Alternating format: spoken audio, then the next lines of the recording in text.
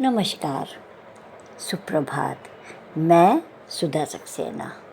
विश्व में जितने भी प्राणी हैं उन सब में कुछ न कुछ विशिष्टता है, कुछ न कुछ अलग क्षमताएं हैं, अलग अलग ढंग से रहने की जीवन पद्धति है।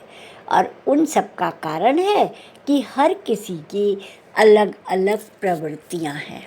और अगर हम देखेंगे तो हर किसी में कुछ अजीबोगरीब आदतें हमें देखने को मिलेंगी। आइए आज मानव की इसी विलक्षणता पर ही कुछ चर्चा करते हैं। कहते हैं कि हमारी आदतें हमारे मूल्य बनाती हैं और हमारे मूल्य हमारा भाग्य। इसीलिए बचपन में हमें यह सीख दी जाती है कि अच्छी आदत और अच्छा संग रखोगे तो जीवन सफल हो जाएगा, अन्यथा भूला भटका बनकर सारी जिंदगी घूमना पड़ेगा। दुनिया में शायद ही ऐसा कोई होगा जिसके अंदर कोई अजीबोगरीब आदत ना हो। इसमें शक नहीं कि हम सभी के अंदर अच्छी या बुरी आदतें होती हैं और यही आदतें फिर सूक्ष्म या प्रत्यक्ष रूप से हमारे संपूर्ण व्यवहार एवं व्यक्तित्व को प्रभावित करती हैं। मसलन हम में से अधिकांश लोग ऐसे किसी भी मामले में जिसमें हमारे अपने करीबी शामिल होते हैं या फंसे हुए होते हैं, वहाँ भावनात्मक रूप से परेशान हो जाते हैं और अपना मानसिक संतुलन खो बैठते हैं।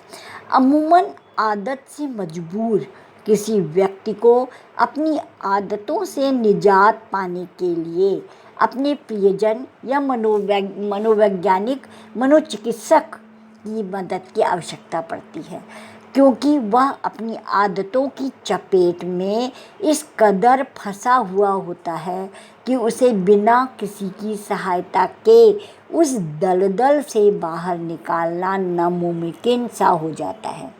किंतु मदद लेने की इस चेष्टा में हम भूल जाते हैं कि मनोचिकित्सक भी हमारी तरह एक मनुष्य ही है और जिनके जीवन में कई भावनात्मक ऊंच नीच एवं आघातजनक प्रसंग आते हैं जिससे उन्हें भी जूझना पड़ता है। अतः अपने व्यावसायिक अनुभव के बावजूद कभी कभी वे किसी व्यक्ति को भावनात्मक रूप से स्थिर या मानसिक रूप से सुरक्षित नहीं कर पाते हैं। ऐसे में जब तक कोई व्यक्ति अपने भीतर स्वयं की सहायता करने की मजबूत इच्छा शक्ति को जागृत नहीं करता है, तब तक उसके प्रियजन या मनोचिकित्सक उसे अपनी अंतर बाधाओं, भय एवं आशंकाओं से मुक्त नहीं करा सकते।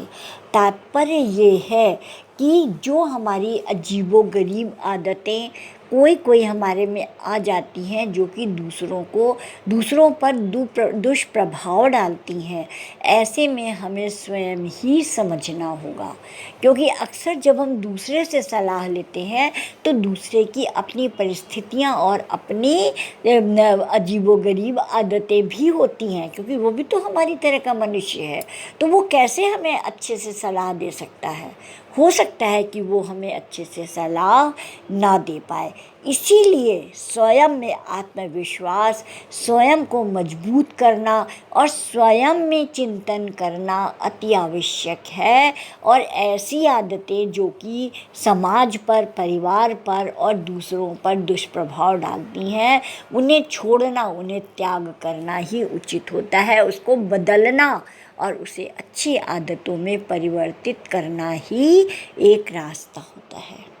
तो आज इतना ही। अपने व्यवहार पे अब सोचते रहिए, उस पर चिंतन करते रहिए।